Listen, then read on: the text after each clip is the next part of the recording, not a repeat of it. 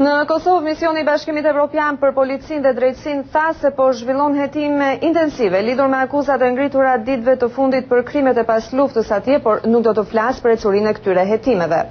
Zyrtarët e këtij misioni nënshkruan sot një memorandum bashkëpunimi me Odën e Avokatëve të Kosovës në funksion të forcimit të sistemit të drejtësisë që do të jetë në pajtim me standardet dhe praktikat më të mira evropiane.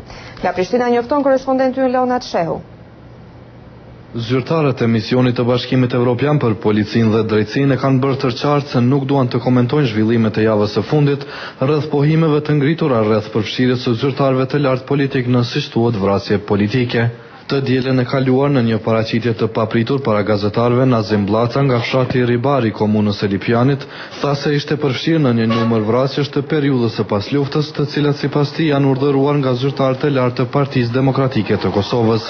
Ai tha se gjatë viteve 1999-2003 ka shërbyer në radhët e shërbimit informativ të Kosovës dhe gjatë kësaj kohe ka vrarë një person dhe ka marrë pjesë në vrasje të tjera. Zoti Blaca është në arrest shtëpie për 30 ditë dhe çështja e tij po trajtohet nga prokurorët e misionit të Bashkimit Evropian për Policinë dhe Drejtësinë, të cilët e akuzojnë atë për vrasje dhe krim të organizuar. Zyrtarët e këtij misioni thanë se nuk do të flasin më për këtë çështje për hir të, siç thuhet, hetimeve që duhet të zhvillohen në konfidencë. Ata sot nuk pranuan të komentojnë këtë rast dhe as faktin se asnjë nga avokatët mbrojtës në vend nuk ka pranuar të përfshihet në këtë rast. EULEX-i nënshkroi sot një memorandum bashkëpunimi me Odën e Avokatëve të Kosovës, por të dyja palët mohuan që marrëveshja të jetë bërë për shkak të zhvillimeve të fundit në vend. Kryetari i Odës së Avokatëve të Kosovës, Musa Dragusha, tha se çështja përcaktohet nga trupi që merret me rastet e veçanta në rast se ja akuzori nuk ka avokat të tij. Avokati, sipas detyrës zyrtare, personit ndaj cilit zhvillohet procedura e cakton autoriteti i cili e zhvillon procedurën.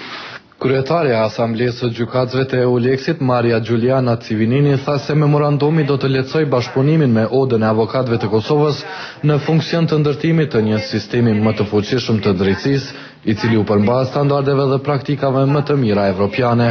Por Asambleja e Gjykatësve tha ajo nuk mund të sigurojë mbrojtje për askënd dhe kjo është jashtë mandatit të saj. This is out of our mandate, completely out of our mandate. Zyrtarët e EULEX-it kanë theksuar se në çdo hetim penal dëshmi duhet të mblidhen dhe të shqyrtohen nga hetuesit dhe prokurorët me një saktësi shumë të madhe, prandaj kanë kërkuar siç thuhet që të mos ketë kurfar ndërhyrjesh politike në këto çështje. Në favor të një qëndrimi të tillë janë shprehur edhe udhëheqësit më të lartë të vendit, të cilët kanë bërë thirrje për ndriçimin e të gjitha veprimtarive kriminale të periudhës së pas luftës, duke kërkuar distancim të plotë të politikës nga gjyqësia.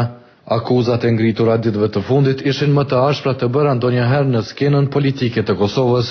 Pavarësisht hetimeve të policisë, Parlamenti i Kosovës ka paralajmëruar debat për këtë çështje, por pas raundit të dytë të zgjedhjeve për pushtetin komunal të 13 dhjetorit. Për Zërin e Amerikës, Leonat Shehu, Prishtinë.